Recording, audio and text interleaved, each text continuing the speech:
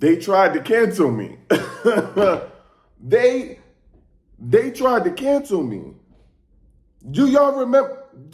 Since Saturday, they've been trying to cancel me. There's a lady who shall remain nameless. We just gonna say, bag a lady, you gonna hurt your back. They tried to cancel me. They tried to cancel me. Do y'all remember? Since Saturday, they've been trying to cancel me. Why? Why, you ask? Because I called it? Because I told y'all? Because I told y'all what was really happening? Because I said to y'all, and let's backtrack a little bit. Let's run it back. Let's run it back because I want to bring it back to the top. I need us to bring it back to the tippity top. So first things first is, and I don't even need to explain myself to nobody because I don't owe nobody an explanation on everything because I said what I said. Let's bring it to the top. This all started because my initial statement was that I believe that Hood's fans are going to be the reason she gets no brand deals when she comes outside the villa. That's the first thing I said. I believe y'all are going to ruin it for her because y'all don't understand. And I said, and she should be accountable because her fans are acting racist. And the way that brand deals work is that brands want to work with you because they want to access your fan base. And if your fan base is racist towards black women, then they should not be supported. That's where this started. Now, there's a lady who shall remain nameless. We just gonna say, bag a lady, you gonna hurt your back. She's been upset since I made a video months ago saying that not all biracial kids are the problem. Biracial kids who are raised by Karens are the problem. She was mad, so she made several videos about me. She went off. She went off. She called me a misogynist. She went down. And then I had to prove that she wasn't being honest. Why did I have to prove that? Because I'm black. Because I'm black. Then the whole world is calling me misogynist. I made a video saying, Huda only cries when she's talking to black people. I quite literally said, Huda only cries when she's talking to black people. Those are my exact words in my video. Later that day, Karen, said her name, whoops. Later that day, she made a video trying to call me out. Clocked it. Then I got on live and what I said was, now y'all, meaning her fans, got me activated. Now I want to contact all of the brands that want to work with her and ask them if they want to work with somebody who hates black women. I said, now I'm activated. Y'all got me activated. Y'all then turned around and said, that's aggression towards a woman. That's aggression towards a woman. Or is it just standing up for black women and y'all didn't like that? I would prefer y'all be honest because now here we are. Since Saturday, y'all been trying to cancel me. I'm still here. Hold up, wait a minute. Y'all thought I was finished? When I bought that Aston Martin, y'all thought it was rented? Flexing on these, I'm like Popeye on this spinach, double M, yeah, that's my team, and I'm the captain, I'm lieutenant. Like, y'all wanted me gone because I wanted to defend black women. Y'all literally painted me, they called me aggressive. They was calling me the N-word. They was finding new ways to spell the N-word in my comment section. They was coming to my live, calling me out my name, calling me a monkey, calling me crazy. I was going viral on Twitter since Saturday. And let's not forget that some of the people who knew me A1 day one, knew my content, was riding with the wave. They jumped ship. They was ready to, oh, you're aggressive. You're aggressive. A black man, willing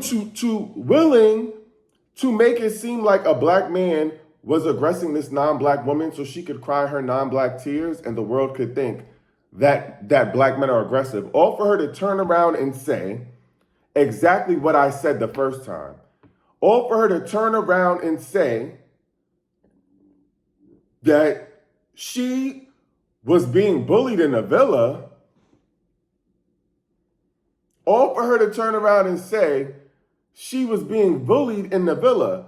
So you saying that she can, that you still gonna continue, y'all, and initially what everybody was saying is, oh, she didn't even get out the villa yet. She can't make a statement. She's still in the villa. And when she came out the villa, she doubled down on the inherent and explicit racism that is happening towards black women in our country, in our society. Instead of clarifying anything, she stood on business and continued to call them bullies. And continued to make herself the victim, knowing good and goddamn well that would impact her fellow black cast members. Okay. You can't make it up. The whole interview was, I'm going to blame everybody else for everything that happened to me. The whole interview, I didn't even watch the whole thing. The clips I caught was, I'm going to give y'all a reason. The interviewee saying that Huda was right for calling Jeremiah out his name because she would call her ex the same and that it's normal for people to talk to men like that is crazy work. The way the interviewer downplayed the 3-2-1 moment, like it wasn't coercion, like she wasn't trying to coerce a black man into having sex with her, crazy work. The way she downplayed it, like, oh, I tried everything and nothing was working. Now let that have been that black man. Let that have been that black man counting down from 3. Telling her that if she does not turn around and do what he wants, that he was going to be mad the next day. Okay. And then the pillow fight. This is where I keep trying to tell y'all. The goal is to paint, and don't get me wrong, y'all, if you know my content, you know that I'm on black men's head tops 24/7. I'm all about holding black men accountable. That's what I do. Ben did that. This is not the first time y'all tried to cancel me. They tried to cancel me over Tory Lanez. They tried to cancel me over Diddy. You think this is new? I'm not new to this. I'm true to this. Why y'all think I was unbothered? But let me be clear. She intentionally was trying to paint Chris as an angry, black, aggressive man, which is why she brought up the pillow fight and said, he hit me so hard. She is the type that will send a black man to jail and not lose sleep over it. They were all having a pillow fight. Even if he did accidentally hit her too hard, her response was so egregious, and then you turned around and tried to weaponize that to force the man to be intimate with you. After he said, no, thank you, and casually, listen, I'm telling, and they spent since Saturday, they got a group chat, they got a Twitter thread, they was calling for them, they was reporting my page like crazy, they tried to hack my page. They really wanted your boy gone. Nobody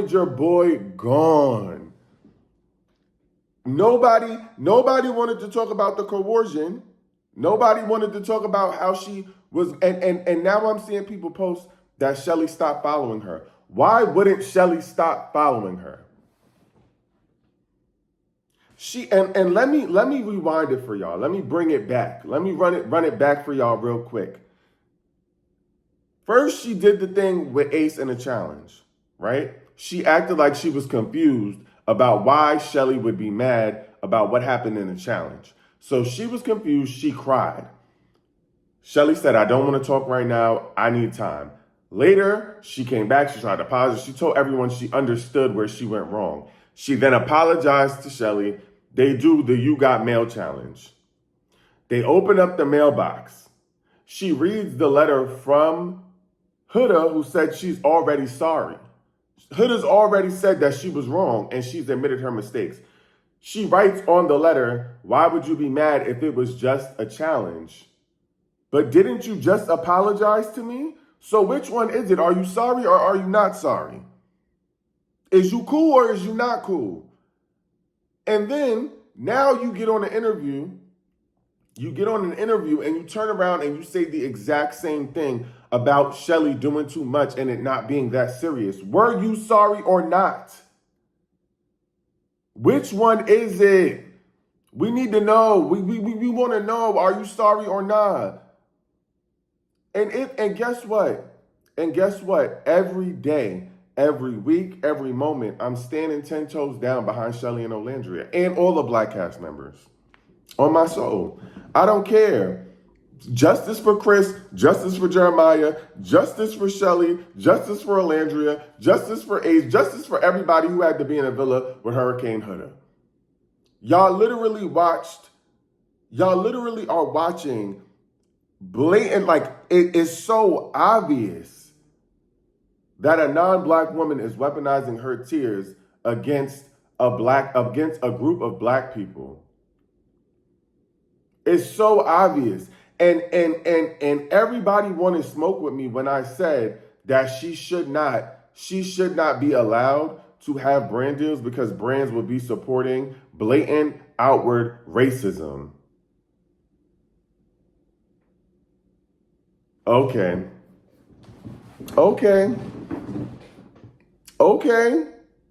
Hands up, don't shoot. Hands up, don't shoot. And I'm making that analogy because they literally were saying crazy things about me in a group chat. They were literally calling me everything but the child of God, including the N-word. Every racial slur they could find, they were saying it. And people was encouraging that. Hands up, don't shoot. Don't shoot the Black man. Don't shoot the Black man, the angry Black man. And the reason, and I keep telling y'all, the reason the term misogyny was being used, it was Huda's headquarters. Huda's headquarters. First of all, I already know who was running it. I already knew who ran the play. I've been found the group leader of the whole thing. I've been found her. She's in Texas, Latina woman. But they was calling me everything but the child of God, racist names, derogatory terms.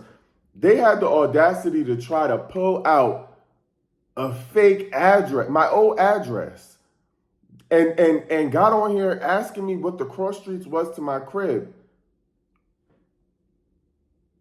Like, literally telling me, oh, these are your cross streets, right? What? Okay. Oh, okay. I just wanna put it out there that this is all, and y'all, and the thing is, they can't stop me. They're mad because they can't stop me. Yeah, and they mad because I'm self-employed. And this is what let me tell y'all what's really the gag. Because I talked to my therapist about this the other day. Is they mad because I'm self-employed, so they thought they could reach out to a job to try to do something. But I work for me, baby. I pay my bills. My work pays my bills. And the thing is, all the answers were on my page. Let me tell y'all how they not even that smart. The answers was on my page. Ben said that. Okay. They tried to cancel me. They wanted your boy gone. And guess what? I'm still here. You can't get rid of me. Because everybody believes that they're an expert on equity, on inclusion, on diversity until it's time to have a real conversation about it. People think that just because they scream that they love Black people, that makes them pro-Black. It does not. People think that just because they're Black, that means that they're pro-Black. That's not what it means. Black people have internalized hatred for Black people as well. Colorism is a thing. You can absolutely have internalized anti-Blackness. You can absolutely, and let's be clear, while everybody was screaming misogyny, all men, including myself, there's not a man in the world that does not have that does not uphold patriarchy and some sort of misogyny. It is literally a part of undoing it. You have to realize that it exists. And this is how I know that we're not all having the same conversation. Because to say that someone doesn't acknowledge misogyny is interesting to me. Because if you really are doing the research and you study it, you would understand that every man in the world, there's not a man that does not uphold patriarchy to some extent. That is very true. It just wasn't true in this instance. If you're really doing the work, the same way that white people all uphold some form of racism, and that's not even to say that every white person is racist, but it's saying that it is internalized. It is what we've learned. It is a societal issue. And the only way to undo it is to start to unlearn it. Y'all all want to be the master of DEI, but have absolutely no research. Y'all have done nothing on it. I do this work. I literally do professional development on it. I understand how it works. I'm not asking y'all. I'm telling y'all. Y'all are masking racist behavior with the term misogyny, and that is what white women have done historically. They use the term misogyny whenever it doesn't benefit them, and what they do is they try to call in black women to be a part of their plight or whatever it is that they're doing because they need black women as allies. And what happens is that they always wind up turning around and being the same racist Karen that they was before, which is why the term misogyny was created. But y'all not ready for that. Y'all not ready for that because a lot of y'all was on here giving all lives matter. A lot of y'all was on here giving all lives matter. If y'all really want a DEI lesson, let's wake it up. Because it was giving me all lives matter for a moment. And I don't care who it is that you're talking about. Using the term aggressive to describe anybody black when you're having a conversation about race, equity, and inclusion is weird. Using the term aggressive to describe anybody black, especially when you are addressing a non-black person, especially when you are trying to address the word aggressive in and of itself is inherently dangerous, specifically for black people, black men, black women. The word has such a heavy connotation to it. The weight that the word aggressive carries, especially when people are walking around saying that this black man is dangerous and that they're afraid for Huda when she leaves the villa, outwardly being racist. Let's have that conversation. Let's have the conversation about why, whether or not Huda wants to acknowledge it, let's have the conversation about why she only cries when she's talking to black people. Let's talk about it. Let's talk about how she decided to talk about Chris, but Chris had to get on a podcast and keep it P and talk so nice and gently about her. Because if he didn't, he would have been canceled. Let's keep it P. Let's keep it P. Let's keep it P that she did not even bring up the fact that she knows, because she has her phone and she's talking about what she sees online. Let's talk about the fact that she still hasn't said to her fandom, please stop spewing racist hate towards these black women that I want, that I love, that I care about. Y'all ready to wake it up? Okay. Let's talk about the fact that she still hasn't addressed that she literally tried to coerce someone into sleeping with her. Okay. No, you're not too late because this is going on YouTube. This is going on YouTube. Some jokes write theyself. Y'all was stressed at me because y'all thought I was going to contact brands. Let's lock in. I need y'all to clock in because everybody on the internet wanted to smoke with me, tagging me in bullshit ass videos. Y'all know that whole live did not appear in the video that everybody was clipping and running with. Y'all know that because I never said anything about being activated towards a woman. I was talking about being activated to hold people accountable for what they're on. And then I literally have been talking about Jeremiah, Chris, all the men in the villa this whole time. I've not let up on none of their necks. I've been on everybody's body. And I've been made to be called a lie. This ain't even a pity party because I don't care. I don't care. I don't care. Nobody called CPS on her. That was a lie. Her baby daddy came out and said it was a lie. Okay. Okay. Y'all, listen, let me tell y'all, let me continue to tell y'all, and I'm going to keep saying it. Whenever you have a conversation about black women being harmed, black people, but more so black women being harmed, people are always going to try to counteract it with some sort of piss poor ass excuse. Sometimes the piss poor excuse is as simple as saying, well, people are racist against her because she's Palestinian, when absolutely no one knew she was Palestinian. We were talking about her behavior. People are going to bring up misogyny to defend someone who cries at the expense of black people every single time because it's convenient for them. And you know what I'm going to continue to do? I'm going to continue to stand 10 toes down. Let's get into the other interviews, because I also don't want to take away from the other interviews. I didn't watch all of them, but I've seen parts of them, and we're going to get into it real quick. So let's start with Chris's interview, because obviously it's the most relevant right now. I think Chris's interview was very PR. I think, and I'm not mad at him. I'm not saying this in a way that is negative. I think that he's a black man, and that he also saw what was happening online with Huda because he got his phone back. And that's dangerous territory to step into, because they were already calling him aggressive and dangerous.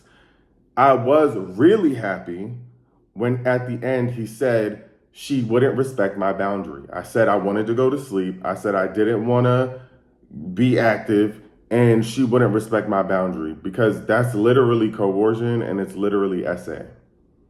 So his interview is the only one that I watched the whole thing of. Now, what I will also say is I hate that he went on the Vow Files, and I felt like he was throwing a little bit of shade at the other cast members because he was trying to play it too safe because he's scared of Hood's fans. And I didn't really love that. But I also understand, as a black man, he's walking on slippery slopes. It's very like, he got to be cautious, because y'all saw her interview. And the way that she made it seem, she was like, oh, he barely even put it in. It wasn't even that serious. And it's not because I couldn't take it. Like, we didn't even really fully do it. It was only halfway. That sounds like a dangerous, dangerous game to be playing. And I just want to put that out there. I watched, and that was Chris's interview.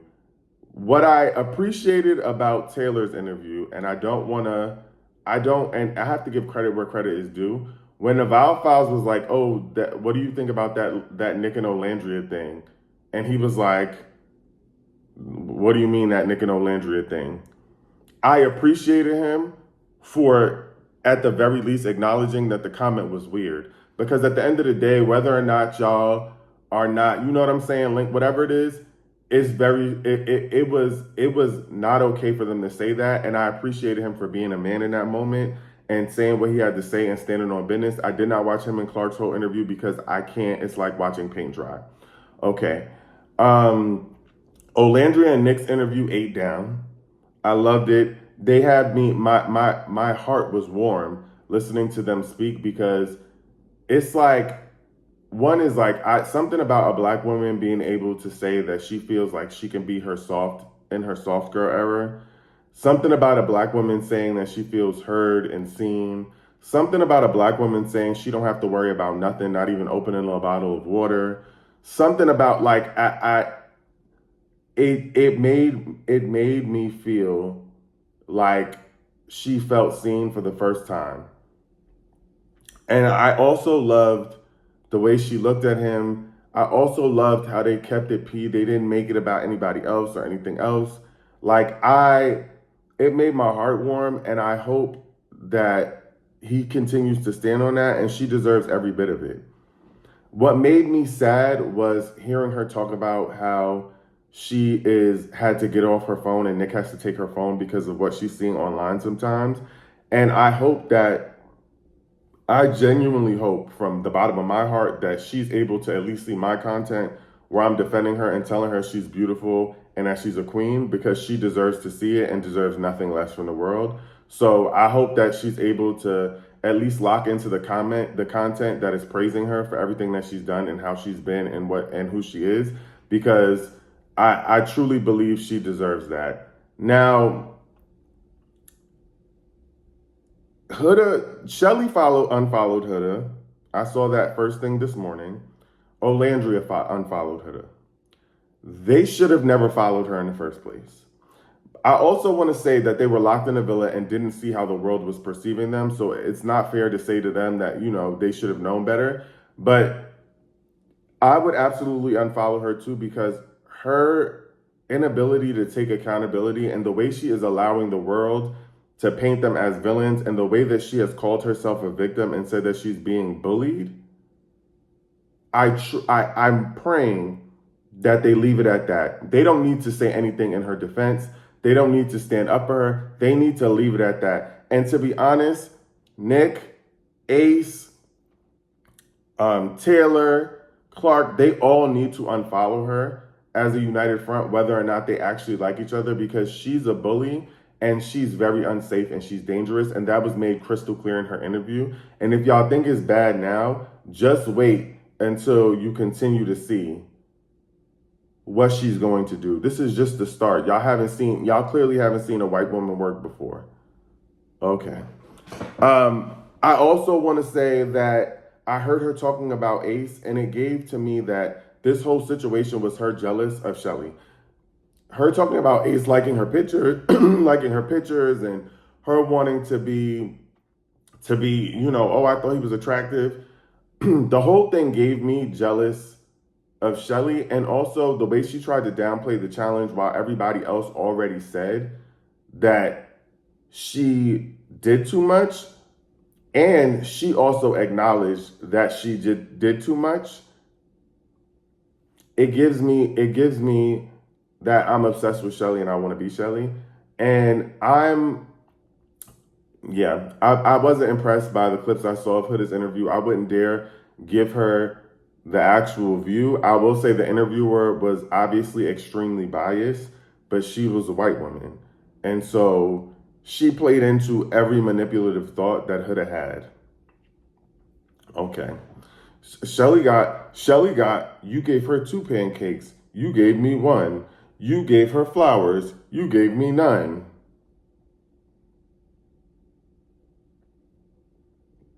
Okay. Delusional.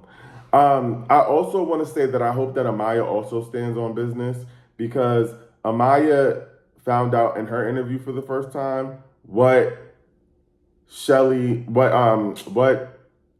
Huda said about her before she came in the villa, and how she was basically saying that she's fake and she's this and she's that. I pray that Amaya stands on business about it, because I feel like Huda tried to cover that up by saying, oh, we're cool now. I didn't really know her. I thought she was watching, and she knew she was watching. She did know, but she had the opportunity to explore. I also want to continue to say that the way she talks about Jeremiah is problematic as hell. Problematic as hell. She continues to talk about him in a way that's problematic. And the last thing I'm going to say is that Huda is actually the one that gives mean girl energy.